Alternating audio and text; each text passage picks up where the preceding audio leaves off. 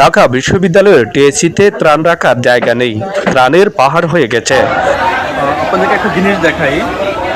দেশের বিভিন্ন জেলায় বন্যার্তদের মানুষকে সহযোগিতা করার জন্য টিএসসিতে আসা ত্রাণ রাখার মতো আর জায়গা না হওয়ায় ত্রাণ সংগ্রহের ভেন্যু পরিবর্তন করে ঢাকা বিশ্ববিদ্যালয়ের শারীরিক শিক্ষা কেন্দ্রে করা হয়েছে।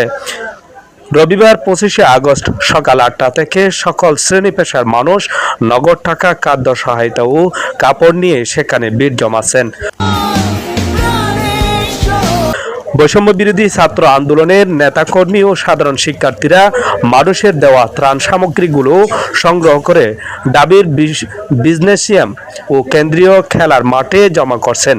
শারীরিক শিক্ষা কেন্দ্রের প্রাঙ্গণে চলছে ত্রাণের বিশাল কর্মযজ্ঞের স্থান। এক এক জনের দেওয়া অর্থ লাখ